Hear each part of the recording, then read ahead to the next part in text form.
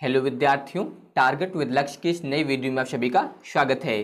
तो विलेन के इस लेक्चर में अब आप लोग यहाँ पर विलेन की सांद्रता को व्यक्त करने की कुछ अन्य विधियों के बारे में पढ़ेंगे। इसके पहले जो है आपको 3 विधियां बताई गई हैं, तो अब यहाँ पर चौथी विधि है अंश प्रति मिलियन, जिसे हम लोग बोलते हैं पार्ट्स पर मिलियन, और शार्ट में बोला जाता है पीपीएम। याद रखेगा, पार्ट्स पर मिलियन, शार्ट में पीपीएम यानी कि अंश प्रति मिलियन। तो इसमें याद रखिएगा कि किसी विलेन के 1 मिलियन यानी कि होता है 10 लाख, या फिर इसे आप ऐसा लिख सकते थे 1 मिलियन यानी कि 10 लाख, या फिर 10 की घात 6 ग्राम में उपस्थित विलेय की ग्राम में मात्रा को विलेन की पीपीएम में सांद्रता कहते हैं। ध्यान दीजिए, बताया गया है कि किसी विलेन के 1 मिलियन में, यानी कि जो विलेन लिया गया वो कितना होना चाहिए 1 मिलियन, और उस 1 मिलियन ग्राम में उपस्थित जो विलेय की मात्रा होगी उसे हम लोग जो है विलेन की पीपीएम में सांद्रता बोलेंगे। तो अगर आप यहां पर इसका सूत्र लिखना चाहें तो आप बता सकते हैं पीपीएम यानी कि अंश प्रति मिलियन की सांद्रता तो इसके लिए आप बताएंगे विलेय का द्रव्यमान, या फिर आप बोल सकते हैं विलेय का भार, विलेय का द्रव्यमान, और बट्टे में यहां पर आप लिखेंगे इसमें विलेन का द्रव्यमान, विलेन का द्रव्यमान, विलेन का द्रव्यमान, और गुणे में होगा 10 की घात 6, जो कि अभी आपको यहाँ पर बताया गया था 10 लाख यानी कि 10 की घात 6। तो ये यहाँ पर जो है पीपीएम यानी कि अंश प्रति मिलियन में सांद्रता ज्ञात करने का फॉर्मूला हो जाएगा।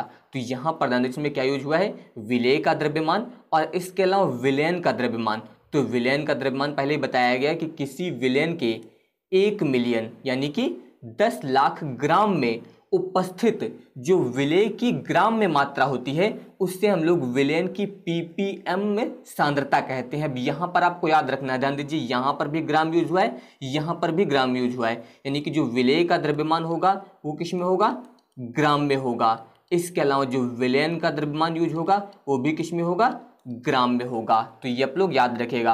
अगर मान लीजिए यहाँ पर विलेय का द्रव्यमान मिलीग्राम में है तो विलेन का द्रव्यमान भी किस में होना चाहिए, मिलीग्राम में होना चाहिए। तो ये पॉइंट आप लोग याद रखेगा।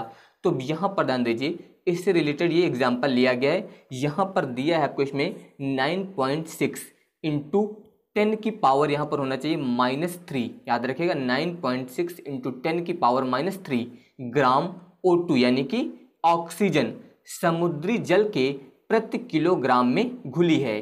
O2 की सांद्रता ppm में ज्ञात कीजिए, यानी कि यहाँ पर आपको ऑक्सीजन की सांद्रता ज्ञात करनी है।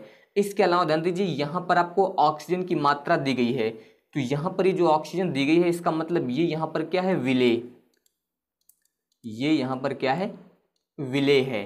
और बताया गया है कि समुद्री जल के प्रति किलोग्राम में घुली, यानी कि यहाँ पर जो समुद्री जल दिया गया है ये आपका विलेन है। यहाँ पर ये जो होगा ये क्या होगा, विलेन होगा। तो आपको यहाँ पर विलेन का जो द्रव्यमान दिया गया है वो प्रति किलोग्राम दिया गया है। अब यही पॉइंट आपको समझना है, यानी कि अगर आप यहाँ पर लिखना चाहें तो आप लिख सकते हैं विलेन का द्रव्यमान, विलेन का द्रव्यमान बराबर प्रति किलोग्राम। प्रति किलोग्राम का मतलब आप बोल सकते हैं 1 किलोग्राम, और 1 किलोग्राम को आपको किस में बदलना है, ग्राम में बदलना है, क्योंकि विलेय का जो द्रव्यमान है यहाँ पर ध्यान दीजिए ग्राम में दिया गया, तो ये भी ग्राम में होना चाहिए। तो 1 किलोग्राम बराबर होता है 1000 ग्राम, इतना हो जाएगा। ये तो हो गया आपका विलेन का द्रव्यमान। इसके अलावा ध्यान दीजिए यहाँ पर आप लिखेंगे विलेय, विलेय यहाँ पर क्या है, विलेय यहाँ पर है O2 यानी कि ऑक्सीजन, इसका द्रव्यमान आपको दिया गया है। ध्यान दीजिए आप यहाँ पर लिखेंगे 9.6 इंटू 10 की पावर -3 ग्राम। तो विलेय का द्रव्यमान पता है और विलेन का द्रव्यमान पता है। अब आपको यहाँ पर पीपीएम की सांद्रता ज्ञात करनी है, तो इसी सूत्र का आप यहाँ पर यूज करेंगे। आप लिखेंगे यहाँ पर पीपीएम की सांद्रता, तो अब ध्यान दीजिए यही सूत्र आपको यूज करना है। विलेय का द्रव्यमान, विलेय का द्रव्यमान ध्यान दीजिए आपको दिया गया है, तो यहाँ पर आप लिखेंगे 9.6 इंटू 10⁻³ ये हो जाएगा विलेय का द्रव्यमान। इसके बाद बट्टे में ध्यान दीजिए विलयन का द्रव्यमान, दोनों के मान आपको ग्राम में रखने हैं, तो यहाँ पर भी कितना हो जाएगा 1000 इतना हुआ। इसके अलावा ध्यान दीजिए गुणे 10 की घात कितना दिया गया 6, ये इतना होगा। अब यहाँ पर जो आप इसे सॉल्व करेंगे तो इसके लिए ध्यान दीजिए यहाँ पर सबसे पहले लिखा है 9.6, तो यहाँ पर आप लिख दीजिए 9.6 इतना हुआ। इसके बाद गुणे, अब यहाँ पर ध्यान दीजिए ये आपको दिया गया है 10 की घात -3, तो 10 की घात -3 गुणे 10 की घात 6 बट्टे में ध्यान दीजिए कितना है 1000, 1000 का मतलब इसे आप लिख सकते हैं 10 की घात 3। अब इसके बाद ध्यान दीजिए यहाँ पर हो जाएगा 9.6 गुणे 10 की घात 6 लिखिए, और जो 10 की घात तो -3 दिया गया इसे बट्टे में ले आइए, तो जब 10 की घात -3 बट्टे में लाएंगे तो ये भी प्लस हो जाएगा, यानी कि यहाँ पर भी कितना हो जाएगा 10 की घात 6 हो जाएगा। अब 10 की घात 6 से 10 की घात 6 जो है कैंसिल हो जाएगा, यानी कि यहाँ पर आ जाएगा 9.6, इस प्रकार से 9.6 ppm।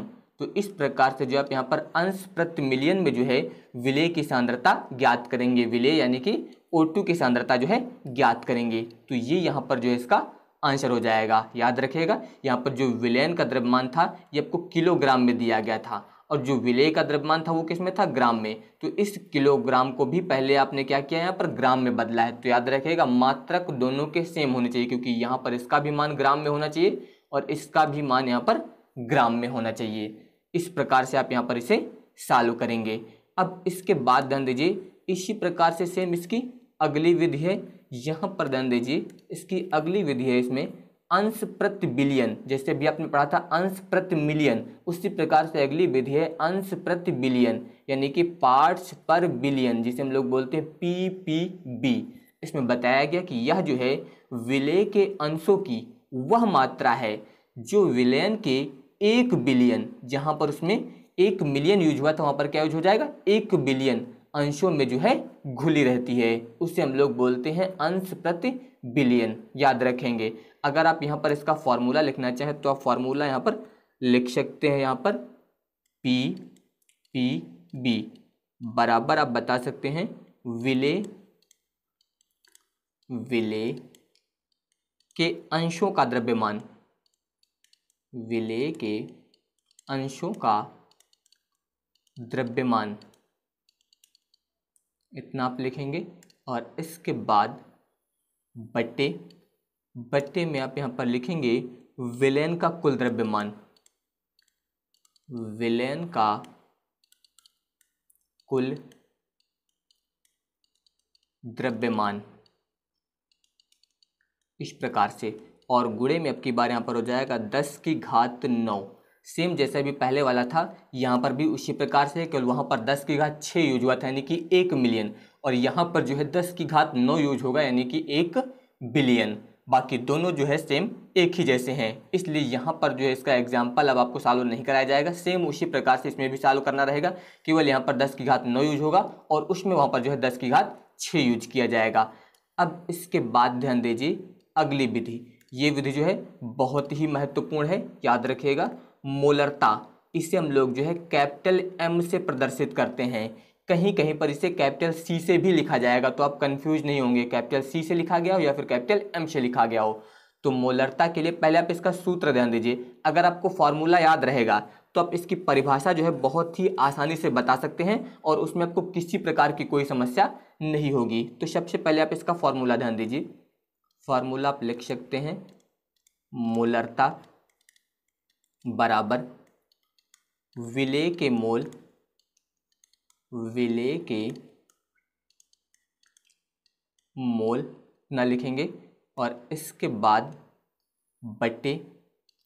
बट्टे में आप यहाँ पर लिखेंगे विलयन का आयतन,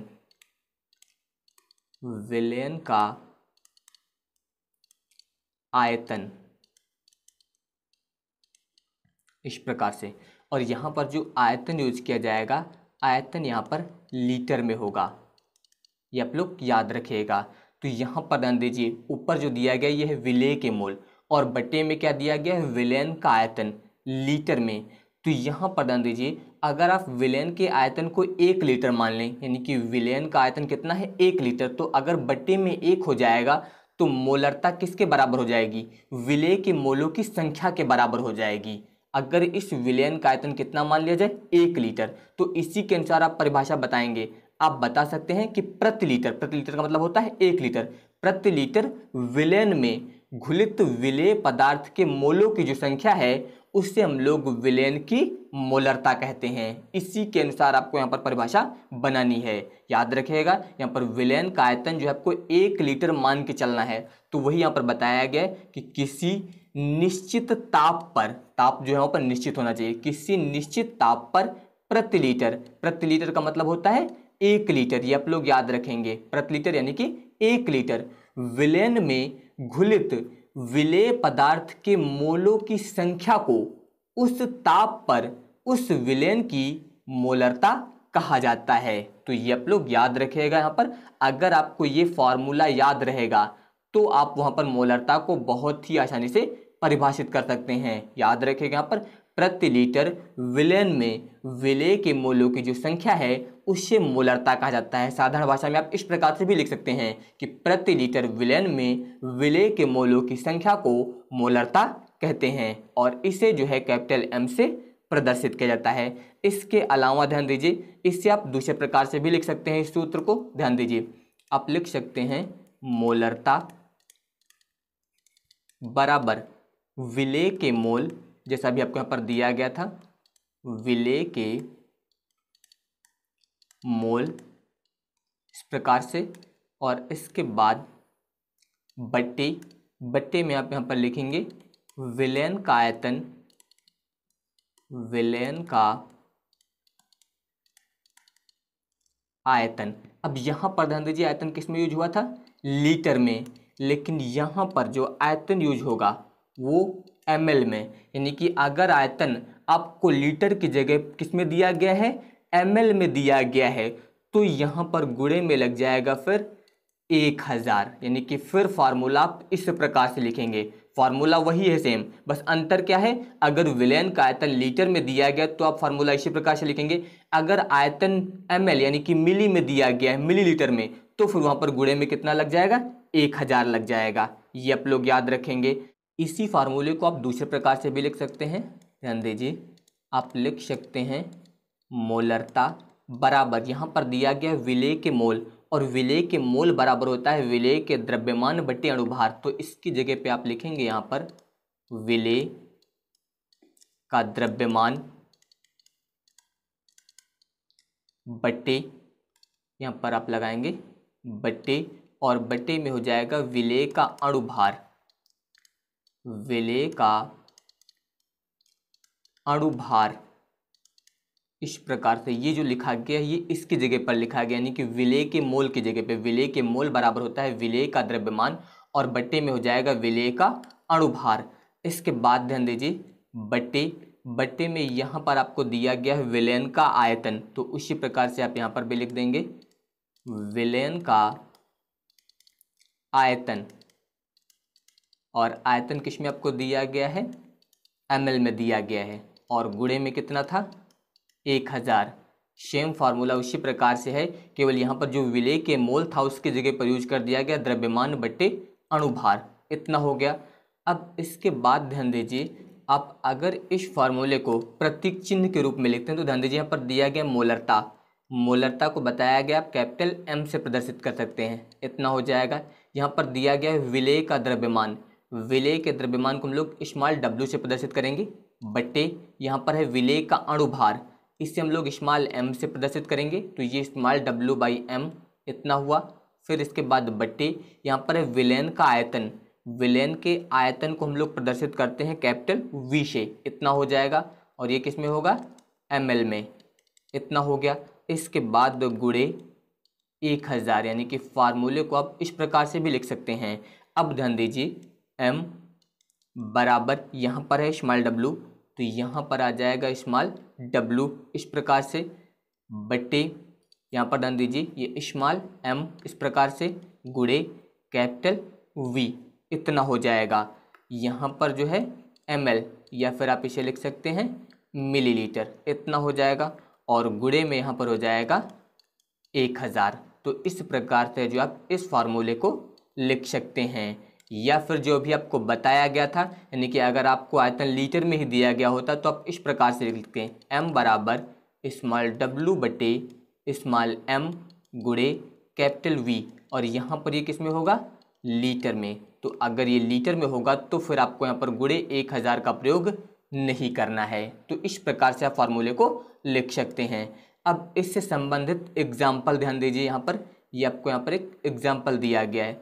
इसमें यहाँ पर दिया गया है कि 19.5 ग्राम KCl को 1 लीटर जल में घोला गया है, विलेन की मोलरता ज्ञात कीजिए। तो यहाँ पर आपको विलेन की मोलरता यानी कि कैपिटल M का मान ज्ञात करना है। तो सबसे पहले ध्यान दीजिए यहाँ पर लिखा था KCl, तो ये जो KCl दिया गया है ये आपका विलेय है। तो यहाँ पर ध्यान दीजिए ये जो विलेय दिया गया है इसका यहाँ पर आपको द्रव्यमान दिया गया है और अभी आपको बताया गया था कि जो विलेय का द्रव्यमान यानी कि जो उसका भार है इसे हम लोग लिखेंगे स्मॉल w से।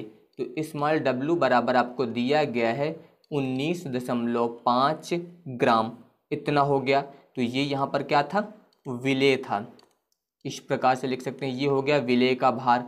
इसके अलावा यहाँ पर ध्यान दीजिए 1 लीटर जल में घोला गया है, ये यहाँ पर जो है आयतन दिया गया है विलेन का यानी कि V बराबर आपको दिया गया है 1 लीटर इतना हो गया। अब इसमें जो है विलेय का अणुभार नहीं पता यानी कि KCl का आपको अणुभार ज्ञात करना है। तो आप लिखेंगे KCl का अणुभार, इससे प्रदर्शित किया जाएगा स्मॉल m से। तो यहाँ पर ध्यान दीजिए KCl का जो अणुभार है इसके लिए यहाँ पर पोटेशियम यूज हुआ है यानी कि K, तो K के लिए लिखते हैं हम लोग 39 प्लस यहाँ पर क्लोरीन दिया गया है इसके लिए लिखेंगे तो आप यहाँ पर हो जाएगा 35.5। जब इसको आप ऐड करेंगे तो यहाँ पर आ जाएगा 74.5 ग्राम, ये हो जाएगा अणुभार। तो अब आपको विलेय का अणुभार पता है, विलेय का यहाँ पर द्रव्यमान पता है और विलेन का आयतन पता है। तो आप इस सूत्र का यूज करिए।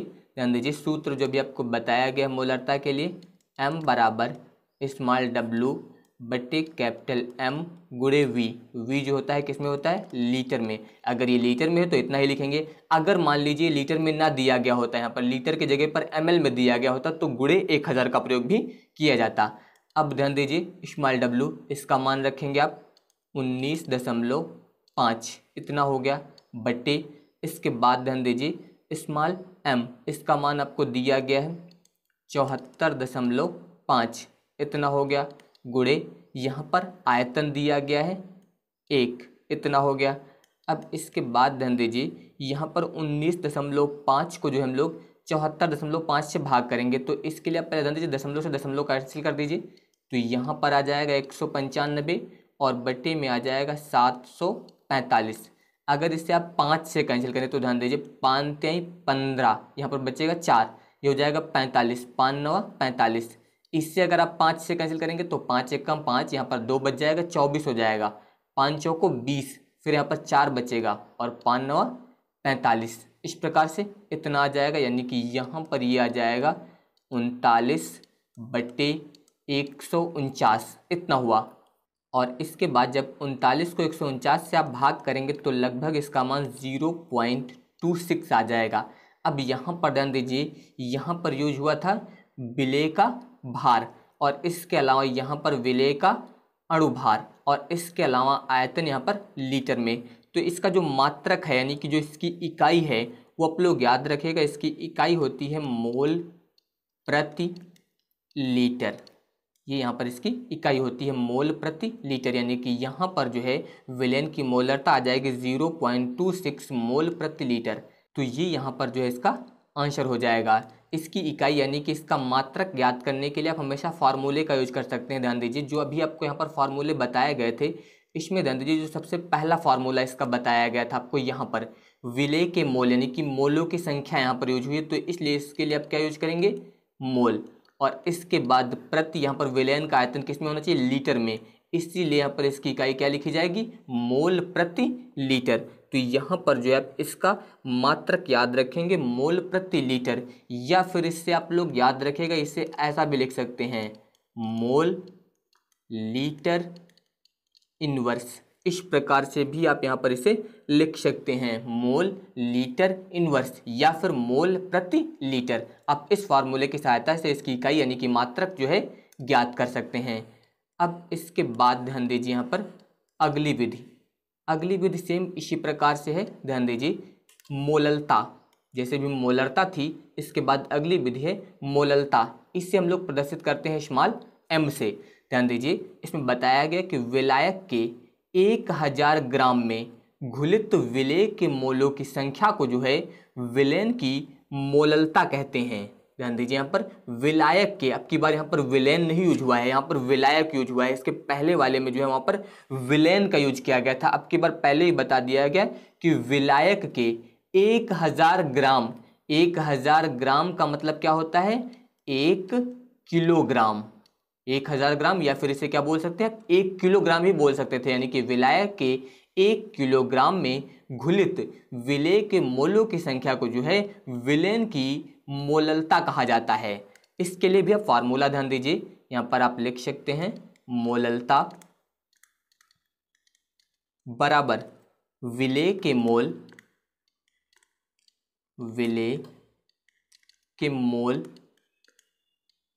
इस प्रकार से, और इसके बाद बट्टे में यहाँ पर हो जाएगा विलायक का द्रव्यमान। जैसे इसके पहले वाले में विलेन का आयतन यूज हुआ था, इसमें क्या यूज होगा, इसमें यूज होगा विलायक का द्रव्यमान।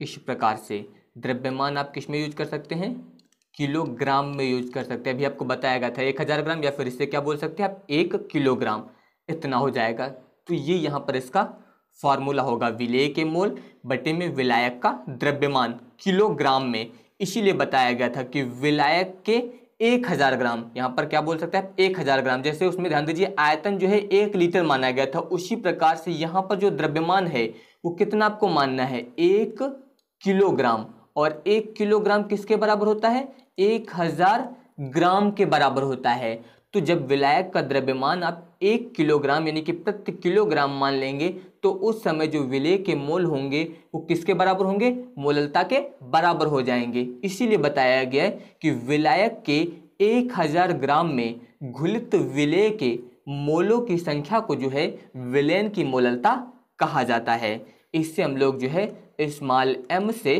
प्रदर्शित करते हैं। अगर मान लीजिए द्रव्यमान आपको यहाँ पर किलोग्राम की जगह पर ग्राम में यूज करना हो, तो ध्यान दीजिए फिर आप इस सूत्र को इस प्रकार से लिख सकते हैं।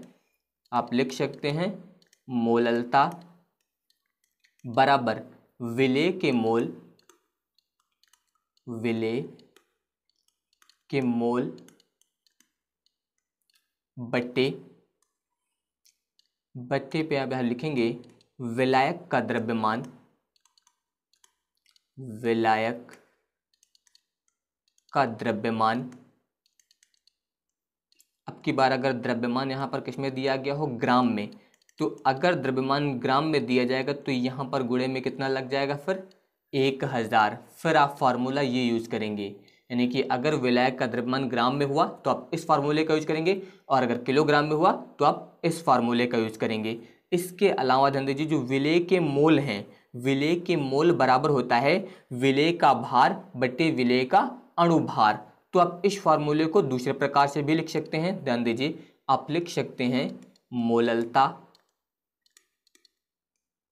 बराबर विलेय के मोल। विलेय के मोल का मतलब ध्यान दीजिए इसकी जगह पर आप यहाँ पर लिखेंगे विलेय का भार, विलेय का भार या फिर द्रव्यमान बोल सकते हैं, विलेय का भार बटे विलेय का अणुभार। अभी आपको बताया भी गया था यहाँ पर विलेय का अणुभार, तो ये यूज किया गया है इसकी जगह पर, यानी कि विलेय के मोल बराबर होता है विलेय का भार बटे विलेय का अणुभार। इतना हो गया। अब इसके बाद ध्यान दीजिए बटे में क्या था विलायक का द्रव्यमान, तो यहाँ पर आप लिख सकते हैं विलायक का द्रव्यमान। इस प्रकार से यहाँ पर यूज किया जाएगा विलायक का द्रव्यमान, यानी कि इसी फार्मूले को आप इस प्रकार से लिख सकते हैं। अगर ग्राम में यूज करेंगे तो 1000 लग जाएगा, अगर मान लीजिए यहाँ पर इसे किलोग्राम में यूज कर रहे हैं तो 1000 गुणे में नहीं लिखना होगा। तो इस प्रकार से आप यहाँ पर इस फार्मूले को लिख सकते हैं। इसके अलावा ध्यान दीजिए, अगर इसे प्रतीक चिन्ह के रूप में लिखना है तो ध्यान दीजिए मोललता को किससे प्रदर्शित करते हैं, स्मॉल m से प्रदर्शित करते हैं, बराबर विलेय का भार, विलेय के भार को ध्यान दीजिए आप प्रदर्शित करेंगे स्मॉल w से। फिर इसके बाद है विलेय का अणुभार। अब ध्यान दीजिए यहाँ पर इसे स्मॉल m से प्रदर्शित किया गया है, तो यहाँ पर जो विलेय का अणुभार है, विलेय यूज हुआ, इसे आप ma से प्रदर्शित कर दीजिए। जो विलेय का भार था उसे आप wa से प्रदर्शित कर दीजिए। और इसके अलावा बटे यहाँ पर जो विलायक का द्रव्यमान है इससे आप प्रदर्शित करेंगे कैपिटल W से। ये हो जाएगा विलायक का द्रव्यमान किलोग्राम में। इस प्रकार से आप चाहे तो इसे ऐसा लिख सकते हैं, स्मॉल m बराबर यहाँ पर ध्यान दीजिए स्मॉल WA बटे में हो जाएगा MA इंटू कैपिटल W, यहाँ पर हो जाएगा किलोग्राम में। यहाँ पर जो WA यूज हुआ है यानी कि ये विलेय का भार दिया गया है, याद रखिएगा ये किसके लिए यूज हुआ है, विलेय के लिए यूज हुआ है। विलेय का भार आपको दिया गया तो आप इस फार्मूले का यूज कर सकते हैं। यहाँ पर A इसलिए यूज कर दिया गया क्योंकि यहाँ पर ध्यान दीजिए मोललता को भी स्मॉल m से प्रदर्शित करते हैं और जो विलेय का अणुभार था इसे भी m से लिखते हैं, तो इसलिए यहाँ पर A लिख दिया गया। MA का मतलब यहाँ पर विलेय के अणुभार से है, आप लोग याद रखिएगा विलेय का अणुभार यानी कि MA और विलेय का भार यानी कि WA। इस प्रकार से आप यहाँ पर प्रदर्शित कर दीजिए। अब ध्यान दीजिए इससे संबंधित यहाँ पर एग्जाम्पल, तो एग्जाम्पल यहाँ पर लिया गया है, ध्यान दीजिए 58.5 ग्राम NaCl को 500 ग्राम जल में घोला गया, विलयन की मोललता ज्ञात कीजिए। तो यहाँ पर 58.5 ग्राम NaCl यानी कि जो ये दिया गया ये आपका क्या है, यहाँ पर विलेय है। NaCl यहाँ पर क्या है, विलेय। इसके अलावा 500 ग्राम जल में घोला गया है, तो जल यहाँ पर क्या है, विलायक है। तो ये यहाँ पर विलायक है, ये यहाँ पर विलेय है। तो विलेय के भार को हम लोग लिखेंगे स्मॉल WA से। अभी आपको बताया गया था इसका मान है 58.5 ग्राम, इतना हो गया। इसके अलावा ध्यान दीजिए यहाँ पर आपको विलायक का भी द्रव्यमान दिया गया है। विलायक के द्रव्यमान को लिखेंगे कैपिटल W से। इसका मान आपको दिया गया है 500 ग्राम, इतना हो गया। इसके अलावा यहाँ पर विलेय यानी कि NaCl का आपको अणुभार पता होना चाहिए, तो आप लिख सकते हैं NaCl का अणुभार, इससे आप लिख सकते हैं Ma से। तो ध्यान दीजिए यहाँ पर सोडियम यूज हुआ है, सोडियम का हो जाएगा 23। इसके अलावा Cl इसका हो जाएगा 35.5। जब दोनों को ऐड करेंगे तो ये हो जाएगा 58.5। इस प्रकार से इतना हो जाएगा। अब आपको यहाँ पर जो है ज्ञात करना है मोललता, तो यहाँ पर आप फार्मूला यूज करेंगे M बराबर WA बट्टे में हो जाएगा MA गुणे कैपिटल W। अब ध्यान दीजिए इसका मान यहाँ पर ग्राम में दिया गया है, यहाँ पर ये जो है ग्राम में है और आपको बताया गया है अगर ये ग्राम में होगा तो गुणे में कितना लग जाएगा, 1000 लग जाएगा। अब इसमें आप मान रख दीजिए, इसका मान आपको दिया गया है 58.5 बट्टे MA। इसका जो मान ज्ञात किया गया ये भी कितना है 58.5 गुणे, यहाँ पर ध्यान दीजिए जो जल का भार यानी कि विलायक का भार दिया गया वो कितना है 500 ग्राम, यहाँ पर हो जाएगा 500 गुणे में हो जाएगा 1000। तो यहाँ पर 58.5 से ये कैंसिल हो जाएगा। इसके अलावा 500 से जब इसको कैंसिल करेंगे तो ये 2 बार जाएगा, यानी कि मोललता कितनी आ जाएगी, यहाँ पर 2 आ जाएगी। तो ये हो गई मोललता। और मोललता का मात्रक आप लिख सकते हैं मोल प्रति किलोग्राम। ये यहाँ पर जो है इसका आंसर हो जाएगा 2 मोल प्रति किलोग्राम। इसकी इकाई भी आप फार्मूले के द्वारा जो है यहाँ पर ज्ञात कर सकते हैं। यहाँ पर देख सकते हैं, यहाँ पर मोललता बराबर आपको बताया गया था विलेय के मोल और बटे में विलायक का द्रव्यमान। तो विलेय के मोलों की संख्या के लिए क्या प्रयोग करेंगे, मोल, और बटे में विलायक का द्रव्यमान किसमें, किलोग्राम में। तो मोल प्रति किलोग्राम, इस फॉर्मूले का यूज करके आप जो है यहाँ पर इकाई यानी कि मात्रक ज्ञात कर सकते हैं। आप इसे चाहे तो मोल प्रति किलोग्राम लिख सकते हैं या फिर आप इसे लिख सकते हैं मोल किलोग्राम इनवर्स, इस प्रकार से भी लिख सकते हैं आप, मोल किलोग्राम इनवर्स, ऐसा भी आप प्रयोग कर सकते हैं। अब इसके बाद ध्यान दीजिए, अगली विधि है नॉर्मलता। इसे हम लोग कैपिटल N से प्रदर्शित करते हैं। इसकी परिभाषा के लिए पहले आप इसका फार्मूला ध्यान दीजिए। अगर आपको फार्मूला याद रहेगा तो आपको परिभाषा लिखने में कोई समस्या नहीं होगी। तो फार्मूला आप लिख सकते हैं नॉर्मलता, इसे हम लोग प्रदर्शित करते हैं कैपिटल N से, बराबर होता है विलेय के ग्राम तुल्यांकों की संख्या, ग्राम तुल्यांकों की संख्या, इतना हो जाएगा। और इसके बाद बट्टे में आप यहाँ पर लिख सकते हैं विलयन का आयतन, विलयन का आयतन, और विलयन का जो आयतन यूज किया जाएगा वो लीटर में यूज किया जाएगा, इस प्रकार से। तो अब ध्यान दीजिए, यहाँ पर इसकी परिभाषा के लिए अगर आपको ये फॉर्मूला याद रहेगा तो आपको कोई समस्या नहीं होगी। बट्टे में क्या है, विलयन का आयतन, आयतन यहाँ पर आप 1 लीटर मान लीजिए। अगर आप बट्टे वाली संख्या का मान 1 मान लेते हैं तो फिर नॉर्मलता किसके बराबर हो जाएगी, इन विलेय के ग्राम तुल्यांकों की संख्या के बराबर हो जाएगी, क्योंकि बट्टे में जब आप 1 लिखते हैं तो इस संख्या का मान इसके बराबर हो जाएगा। तो सीधे यहाँ पर आयतन आपको 1 लीटर मान लेना है, यानी कि आप बता सकते हैं कि विलयन के 1 लीटर, याद रखिएगा, विलयन के 1 लीटर में घुले विलेय के ग्राम तुल्यांकों की संख्या को विलयन की नॉर्मलता कहते हैं। एक बार फिर से ध्यान दीजिए, जब बताएंगे कि विलयन का आयतन जो है वो कितना लेना है आपको, 1 लीटर, तो विलयन के 1 लीटर में घुले विलेय के ग्राम तुल्यांकों की संख्या को विलयन की नॉर्मलता कहते हैं। तो वही ध्यान दीजिए, यहाँ पर परिभाषित किया गया है कि किसी निश्चित ताप पर, ताप क्या होना चाहिए, निश्चित होना चाहिए, तो किसी निश्चित ताप पर विलयन के 1 लीटर में घुलित विलेय के ग्राम तुल्यांकों की संख्या को उस ताप पर विलयन की नॉर्मलता कहा जाता है। इस प्रकार से आप यहाँ पर इसे परिभाषित करेंगे। बस आपको ये फार्मूला याद होना चाहिए। आयतन आप यहाँ पर 1 लीटर मान लेंगे तो सीधे विलेय के ग्राम तुल्यांकों की संख्या जो होगी वो नॉर्मलता के बराबर हो जाएगी। इसके अलावा अगर आयतन लीटर की जगह ml में दिया गया होता तो ध्यान दीजिए आप इस फार्मूले को किस प्रकार लिखेंगे, फिर आप इसे ऐसा लिखेंगे, नॉर्मलता बराबर, यहाँ पर दिया गया है विलेय के ग्राम तुल्यांकों की संख्या, तो यहाँ पर आप लिख दीजिए विलेय के ग्राम तुल्यांकों की संख्या, ग्राम तुल्यांकों की संख्या, इस प्रकार से। इसके बाद बट्टे में आप यहाँ पर लिखेंगे विलयन का आयतन, विलयन का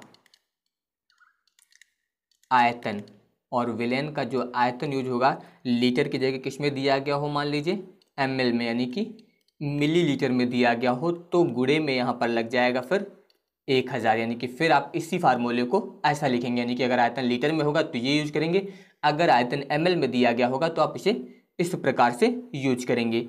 इसके अलावा ध्यान दीजिए यहाँ पर था विलेय के ग्राम तुल्यांकों की संख्या, तो इसके बारे में आपको पता होना चाहिए। ध्यान दीजिए, आप याद रखेंगे, आप बता सकते हैं, चूंकि विलेय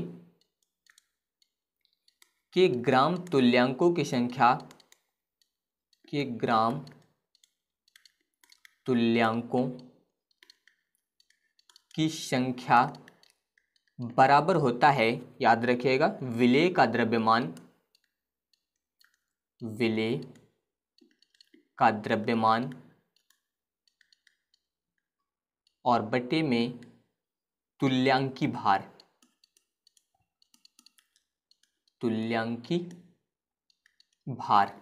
ये सूत्र होता है कि विलेय के ग्राम तुल्यांकों की संख्या बराबर विलेय का द्रव्यमान बटे तुल्यांकी भार। तो यहाँ पर ध्यान दीजिए, ये जो यूज हुआ है विलेय के ग्राम तुल्यांकों की संख्या, इसकी जगह पर आप इसका यूज कर सकते हैं। तो जब आप इसका यूज करेंगे इसकी जगह पर, तो ध्यान दीजिए यहाँ पर फॉर्मूला फिर किस प्रकार से आप लिख सकते हैं, आप यहाँ पर फार्मूला लिखेंगे फिर नॉर्मलता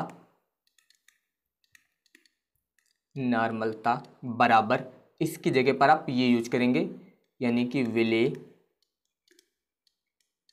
का द्रव्यमान बट्टे में तुल्यांकी भार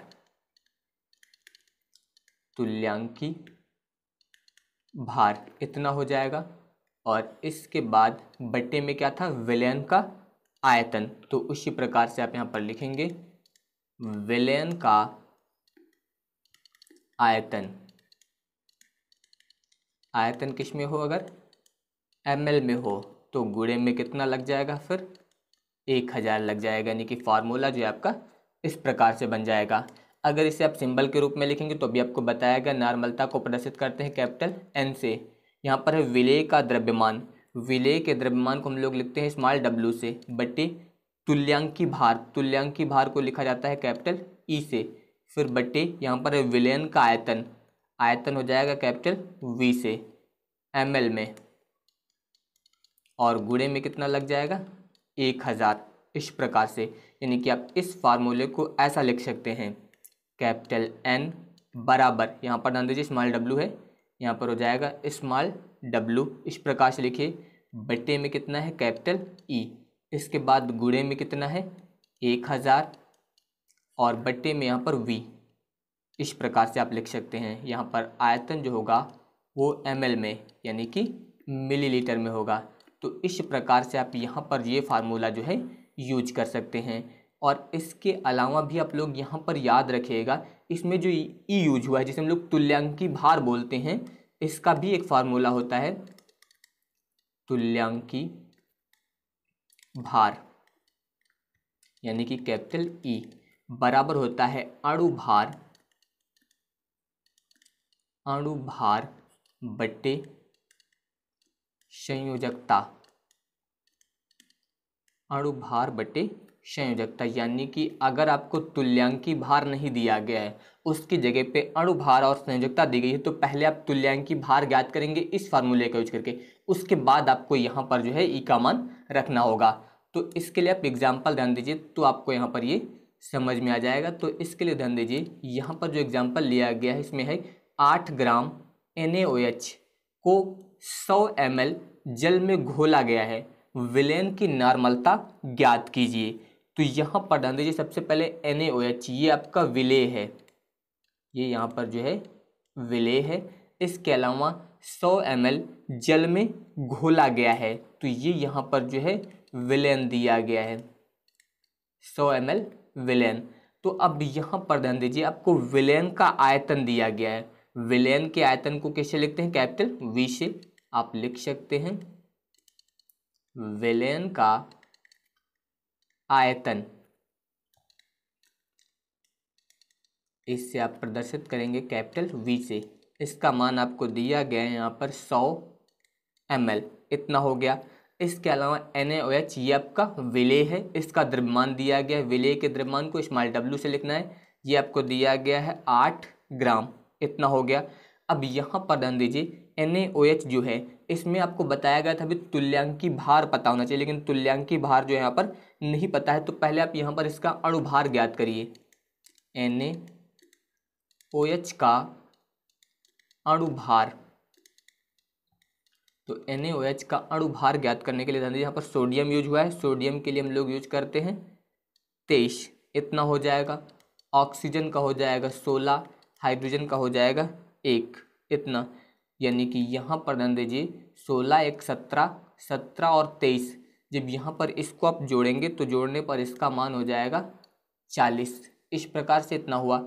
अब इसके बाद ध्यान दीजिए, अब आप यहाँ पर जो है NaOH का तुल्यांकी भार ज्ञात करेंगे, तुल्यांकी भार यानी कि कैपिटल E बराबर होता है अणु भार बट्टे संयोजकता, आपको बताया गया अभी। तो अणु भार बट्टे संयोजकता, अणु भार आपने ज्ञात किया 40, संयोजकता इसकी होती है 1, ये आपको याद होना चाहिए, संयोजकता कितनी होती है 1। तो यहाँ पर ये कितना आ जाएगा, फिर 40 आ जाएगा।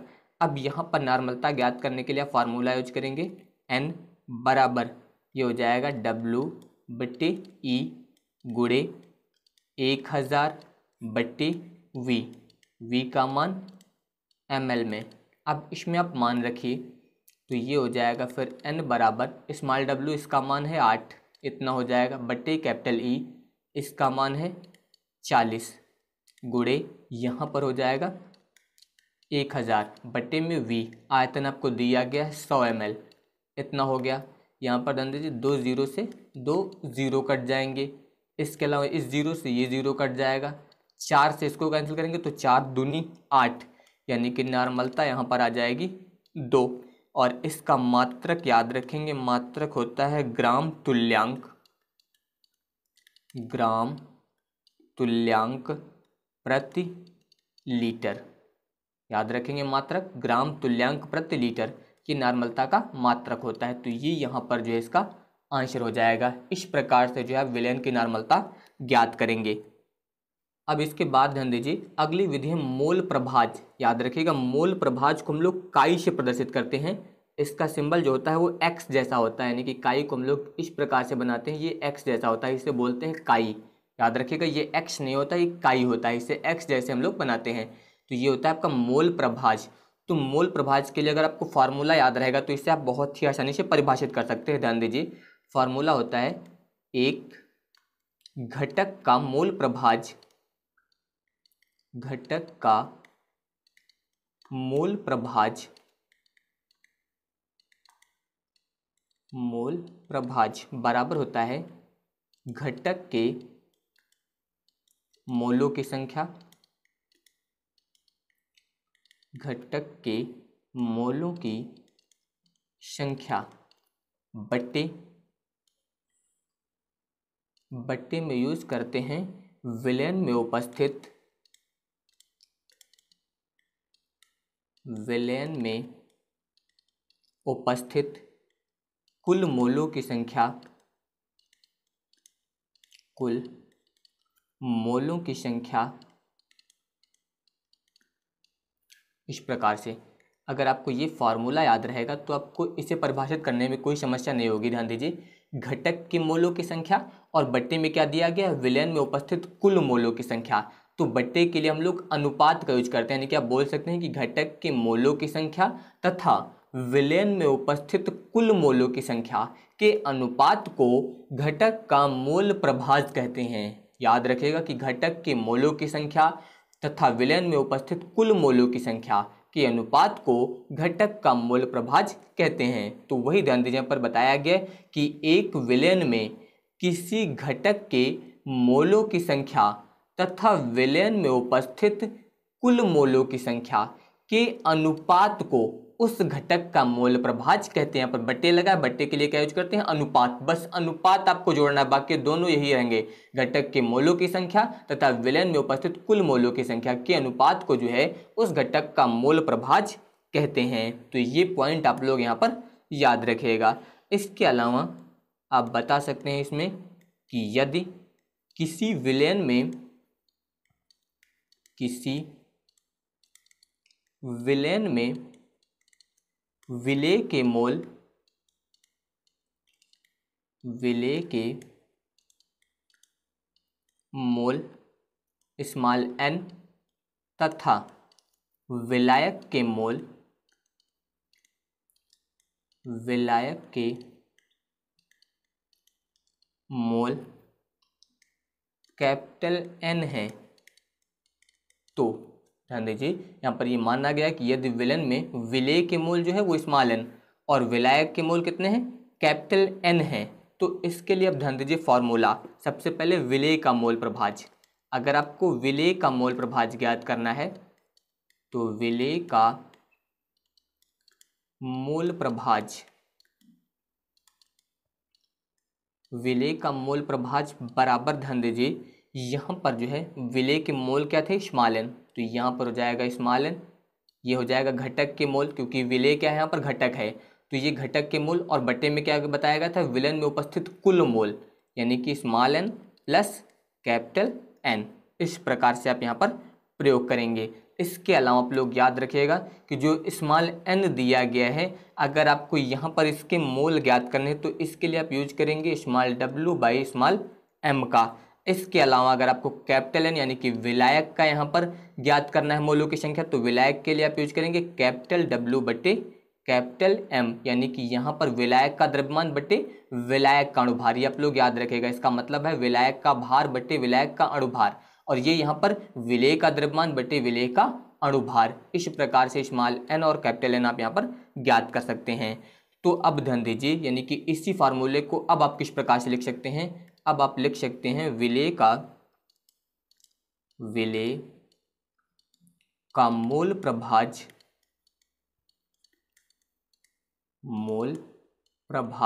बराबर स्मॉल n की जगह पे आप ये लिख सकते हैं, यानी कि स्मॉल w बट्टे स्मॉल m, फिर बट्टे स्मॉल n की जगह पर यहाँ पर भी हो जाएगा स्मॉल w बट्टे स्मॉल m।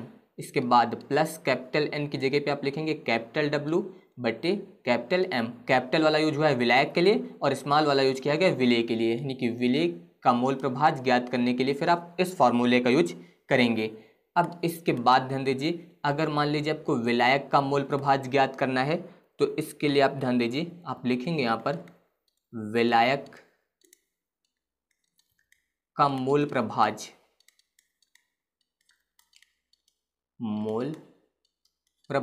बराबर, अब की बार विलायक यहाँ पर घटक है तो सबसे पहले घटक के मोलों की संख्या और बट्टे में कुल मोलों की संख्या, यानी कि small n plus capital N, यानी कि इससे आप ऐसा लिख सकते हैं विलायक का मोल प्रभाज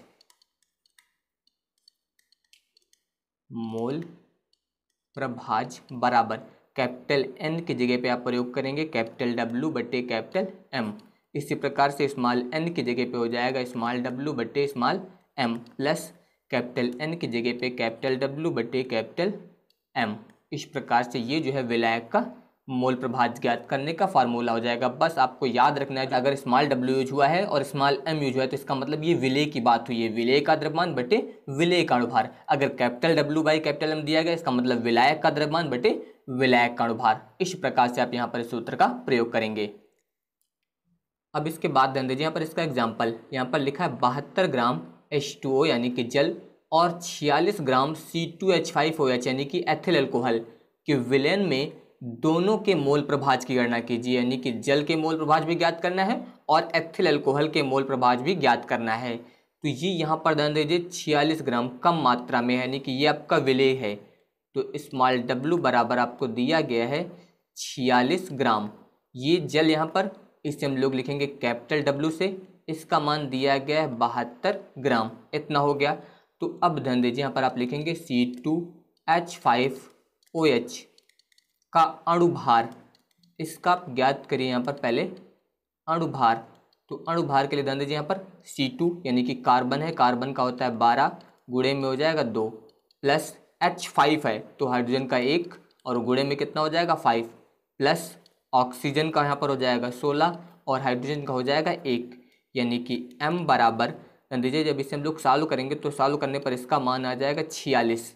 तो ये यहाँ पर आ गया स्मॉल m, इस प्रकार से इतना आया। अब इसके बाद ध्यान दीजिए यहाँ पर इतना हो गया। इसके अलावा यहाँ पर जो है आपको जल दिया गया था, तो जल का अणुभार ज्ञात करिए, आप लिख सकते हैं H2O का अणुभार H यानी कि हाइड्रोजन का 1 गुणे 2 हो जाएगा क्योंकि H2 है, और प्लस O यानी कि 16, इसको जब ज्ञात करेंगे तो ये कितना आ जाएगा 18, ये मान हो जाएगा कैपिटल M यानी कि विलायक का अणुभार। तो अब ध्यान दीजिए यहाँ पर आपको बता दिया गया कि ये जो है विलेय है और ये यहाँ पर जो है विलायक है। तो सबसे पहले ध्यान दीजिए, मान लीजिए आपको यहाँ पर जो है एथिल अल्कोहल के मोल प्रभाज ज्ञात करने हैं, तो अब आप यहाँ पर लिख सकते हैं C2H5OH के मोल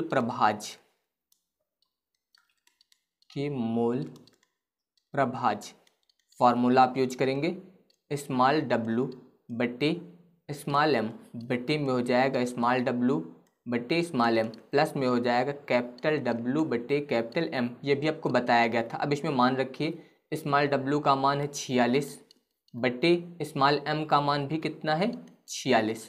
यहाँ पर भी उसी प्रकार से 46 बटे में आ जाएगा 46 प्लस कैपिटल डब्लू इसका मान है 72 बटे यहाँ पर ध्यान दीजिए कैपिटल एम इसका मान है 18। अगर कैंसिल करें तो 46 से 46 कैंसिल हो जाएगा, यहाँ पर भी ये कैंसिल हो जाएगा तो यहाँ पर 1 आएगा, यहाँ पर भी 1 आएगा और 18 से जब 72 को कैंसिल करेंगे तो 18 चौको 72, यानी कि यहाँ पर ध्यान दीजिए 1 और बटे में ध्यान दीजिए 4 और 1 मिल के कितना आ जाएगा 5, यानी कि 1/5 आया। अगर इसे हम लोग भाग करेंगे तो ध्यान दीजिए यहाँ पर दशमलव लगाएंगे तो ये 10 हो जाएगा, यानी कि 5 दूनी 10, तो ये आ जाएगा 0.2।